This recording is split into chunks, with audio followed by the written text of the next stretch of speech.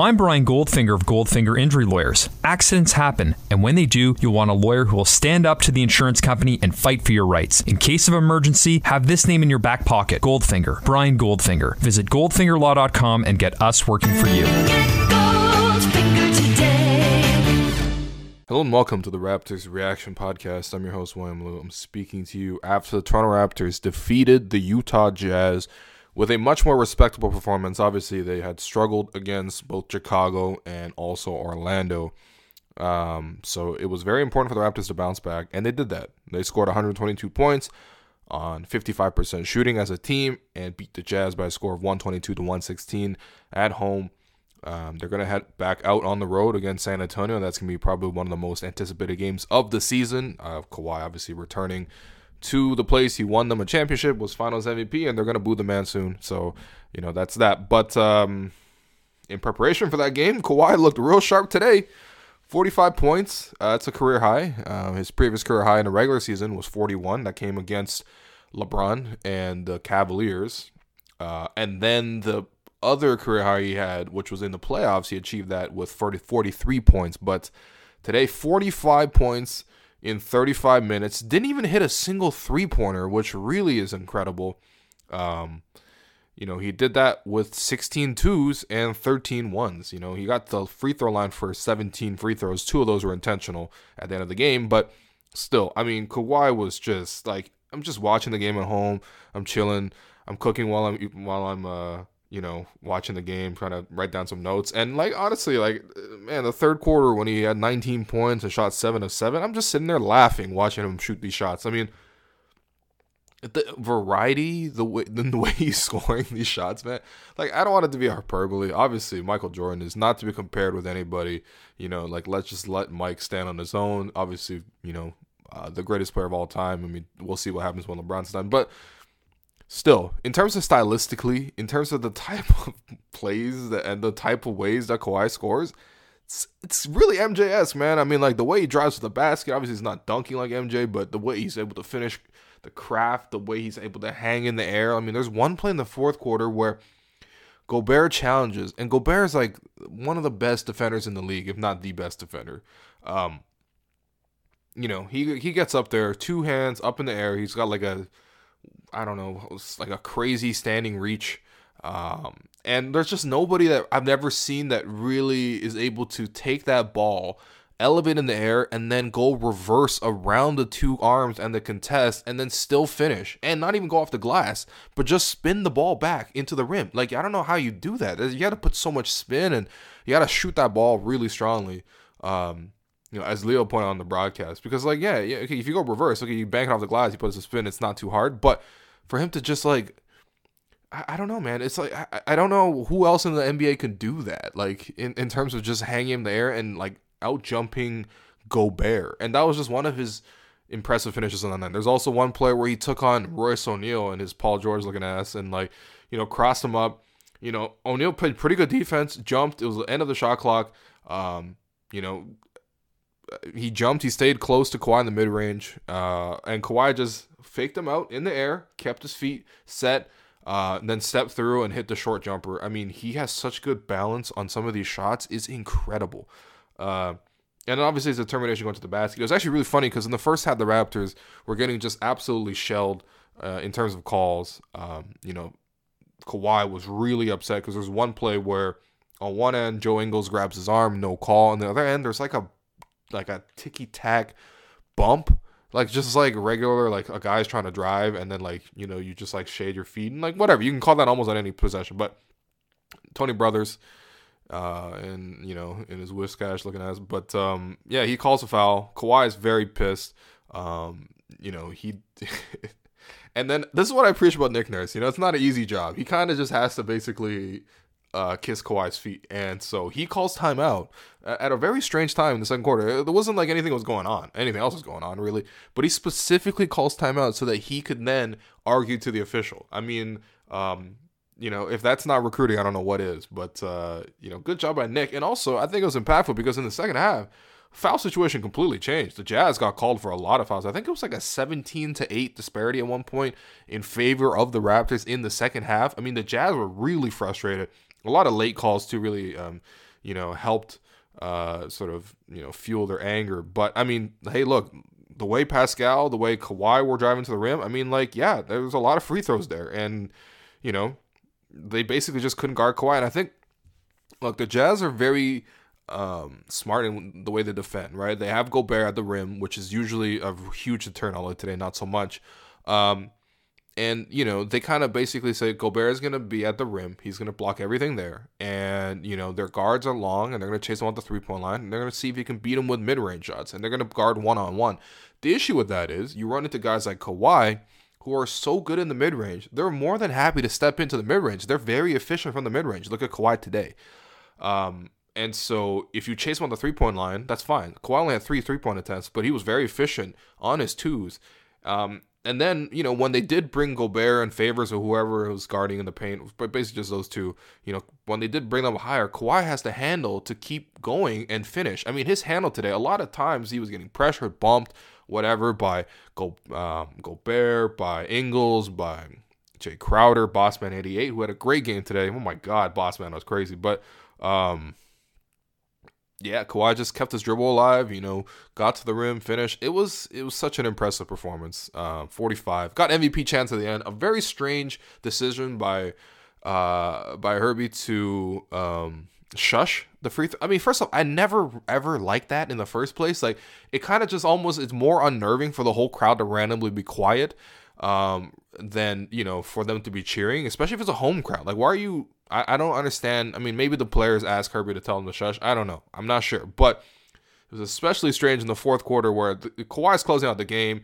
The fans are chanting MVP like they should. And Herbie, shushes them. Like, who shushes MVP chants? What are you doing? But, yeah, I mean, Kawhi was great, man. Really, really deserved. And, his career high actually overshadows the fact that Pascal also achieved a career high. Although... I mean, with these career highs for Pascal, I mean, I've said that 4 or 5 times on this podcast because, he keeps achieving new career highs for 22 points, and it was 26 points a couple times, and now it's 28. So, cool. A new career high for Pascal as well. Obviously, he's going to keep breaking that as he continues to flourish and blossom. And, everything else in the in-between game and stuff like that, he was great. Hit his free throws. But the one thing is the three-point shots. He hit 3 of 4 overall in the night. All 3 came in the third quarter. Hit 1 from the wing where it was kind of a broken possession. He got the ball up top, and defenses are going under, surge. It wasn't even really a pick and roll situation. It was just sort of the Raptors are kind of sorting out their offense and the Jazz sorting out their defense. And Pascal just looked at the shot and was like, "Yep, I could shoot this." Swishes it, no issues. And then he had a right corner 3 off a dish from Van Vliet. He switched that, and then later in the quarter, he had a left corner 3, and he switched that. And, this is something that Pascal talked about on his podcast appearance on the Low Post with Zach Lowe. Great episode. I just thought that, Zach's a great interviewer, and also the fact that Pascal was just a great person to interview. He's just really energetic and was really open, talked a lot about his life and, status on the team. He's got a great story, everything like that. So listen to that podcast, but, well, at least after this one. But yeah, in that podcast, one thing that stood out to me was just so much Pascal was open and transparent about how he's improved his 3. And a lot of athletes just kind of be like, well, it's a lot of hard work, repetition in the gym, blah, blah, blah, blah, blah. And that's true, but it's not very, from a media perspective, it's just not very interesting. There's not a hook there. But Pascal really went into depth about how, he's really improved his footwork. So that his shot preparation is a lot better, and you can see that now. There used to be a lot of moving parts with Pascal when he shot a shot. He's got his elbow in, and so he's got the ball on the same side of the body before it's sort of moving around, and also his release point is a lot higher and a lot more consistent. It's the same spot every single shot, and that's something that he also struggled with previously. And so, he talked about all that in the podcast, and it was fun to see him to go out the next day and then come out and, as part of a 44-point third quarter where the Raptors pulled away. Kawhi was great in that stretch. Pascal was also great in that stretch. And, it was just a feel-good game overall. I mean, look, this is preceded today by the news that Kyle Lowry got a back injection and saw a specialist in New York. Obviously, he's missed, the last 3 weeks now, basically, with the back issue. And the Raptors have had a lot of troubles on the whole playing offense, without Kyle. Obviously, today was an exception. But, Kyle is obviously a very important player to this team. And it's just a bummer, the fact that he's he's hurting like that. Although apparently he was also taking warm-up shots, and like, I don't know, like he might be closer to his return. Who knows? You would think that if he was motivated to play in Philly in front of family, then he'd be motivated to play in San Antonio in front of family and DeMar. But we'll see how that goes. Hopefully he keeps his long-term health in mind. But no Kyle, obviously no JV. JV usually is the one that has to take on that Gobert matchup, and Gobert was all right. I mean, he got 16 points and 9 rebounds. This is usual, but I thought Ibaka did a pretty good job overall against Gobert and guarding that pick and roll action. And really, I mean, the Raptors as a whole defended well. It's just strange that the Jazz got 116 points. A lot of that came from the free throw line. They got a lot of extra calls. Crowder really got some bogey fouls early on, kicking his leg out to get 3 free throws and stuff like that. But a lot of that was also just second chance points. That's probably the only negative from this game was Greg Monroe off the bench. He was really, really soft defensively on the inside, and he improved a lot in the second half. Had a couple of verticality challenges that were really good. But in the first half, I mean, Jazz went at him every single time down. They either got Exum going to the rim for a layup, or Favors would collect the miss and put it back. And it was just like, Monroe, you just had to do better on that, right? It's kind of the same thing with JV, except JV is able to thrive because he's able to use his body and be physical and really have a commanding presence, whereas Monroe is getting pushed around. So, that's something you like to see improve. But, I mean, this is a feel-good game overall, I thought Norm had a really good game. He really, really continues to impress me. I've talked about Norm a lot in this podcast since he's come back from injury, but 14 points, 3 rebounds, and assists, 2 blocks, 6 of 11 shooting in 22 minutes off the bench. I like his role as a secondary playmaker. I mean, most of the times he creates for himself because that's sort of his natural inclination. He's a scorer by nature. But today, I mean, he was very crafty with the way he was scoring and the way he was going to the basket. In the second quarter there, early on, he drives to the rim, has an inside-out dribble, freezes Favors, kind of gets him going the wrong way, and then, frees himself up for the righty layup. Very, very smooth, very, creative. And again, this is something that you just don't see from Powell, because Powell in the past was, not a very good finisher around the basket despite being very athletic, because he would just rush his way to get there, flying 100 miles per hour, and then throw up a layup that usually didn't go in. And he would barrel into the defenders, and he just was kind of out of control. He was obviously very physically gifted, but just wasn't able to finish consistently. But, had that inside-out dribble, very crafty. Later on in that second quarter, drives at Favors again, does a little hop step, going away from the basket, almost Derrick Rose-like, and then is able to elevate and then raise the shot and bank it up over Favors, which, again, that's not easy because, Powell is like 6-7 inches shorter. But again, the fact that he was able to actually decide to gather himself, go up high off the hop step was, again, showed a sign of maturation. And then later in the second half, I mean, he drove and then pulled out the Rajon Rondo ball fake, which I'm sure everyone knows, but for those who don't, it's the one where you just sort of like extend your arm out and pretend like you're going for a layup, but then you spin and pivot and then you finish on the other side. And he completely faked Rudy Gobert out of his socks. I mean, it was just kind of shocking to see, really, because, again, Powell's just not usually that crafty going to the basket. So it's nice to see Powell, do what he did today. Also had 2 threes.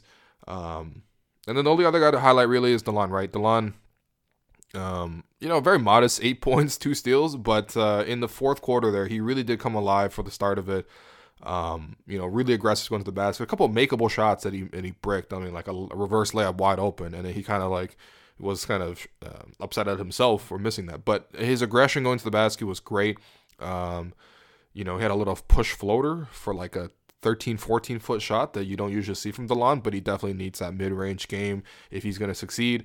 I just liked his mentality today. When DeLon is aggressive going to the basket, it's good things are going to happen. He just doesn't do it so much because he's so shy. He's kind of, I don't want to call it soft, but like he just doesn't play with that kind of intensity. And so, to see DeLon sort of take us, just basically be assertive just for a couple minutes stretch there. I mean, even Nick Nurse liked it. That's why he gave him some fourth quarter minutes to close out the game with the starters because, DeLon deserved it. And so, feel good game for the Raptors overall. Obviously, they needed this one to sort of, gather themselves before going into a tough 3-game stretch. They're going to play San Antonio, Milwaukee, and then Indiana in the span of 4 days. And, those are 3 tough games, especially with the Raptors shorthanded. And they needed this one. And it's good to see Kawhi do what he did. It's great to see what Pascal did what he did. In terms of your 3 stars, Kawhi obviously number 1. Pascal on any other night would be number 1. Today he's number 2. And then Norm gets my 3rd star. And then in terms of your Gerald Henderson Award, there is really only one candidate. It is J Bossman 99 Crowder, all caps, 30 points off the bench. What? And he was hitting some stupid threes, man. I mean, like, it was like Kevin Durant threes in the 3rd quarter to kind of keep the Jazz within striking distance. And, I'm actually kind of grateful the Jazz kept it close because that allowed Kawhi to get to his career high. But still, I mean, man, Jay Crowder was killing it, man. He really was. He got some, again, like I said, some janky free throws early on, but really sustained his effort. Was really decisive. And maybe this is setting the bar too low, but, like, I'd like to see OG follow that kind of Jay Crowder trajectory. Like, Jay Crowder's not a really... how would I describe Jay Crowder? I mean, like, he kind of just gambles a little bit, but he's like a smart vet that knows how to gamble and then knows how to use his physical size to sort of his advantage, and then also take opportunistic threes and be an opportunistic scorer on offense. And again, this might be putting the ceiling too low on OG, but in the short term run, just like, look at Crowder, like, because there's a lot of similarities there. Now, OG's a lot more athletic than Crowder, but also I would argue that Crowder is more agile and more coordinated than OG is. But regardless, like, that's the template, and I would love to see OG have a 30-point game like this. So great game from Crowder, and overall really entertaining game. The Raptors now will go into San Antonio, where again their fans are going to boo the Finals MVP, who won them their last championship. Obviously, there are a lot of circumstances that led to the booing, but that's going to be an intense game. I'm going to be back to recap that one. And for now, thank you to everyone for listening and sharing all my work. I apologize. There was a year-end review podcast where me and Joe Wolfon, podcast favorite Joe Wolfon, on the Raptors Weekly podcast, we went through the top Raptors moments of 2018. There's a lot of them. I created a list. It took me like a half an hour to basically think about all these things. And then the Skype recorder crapped out on me, and so I don't have any of that file. I'm very sorry. And, this was also New Year's Eve / New Year's Day, so it's hard to coordinate and get people to re-record things. But, I apologize for the fact that there has been no weekly podcast for this past 2 weeks. I'm going to try to see if I can fit some time in on Thursday or Friday to get another one out.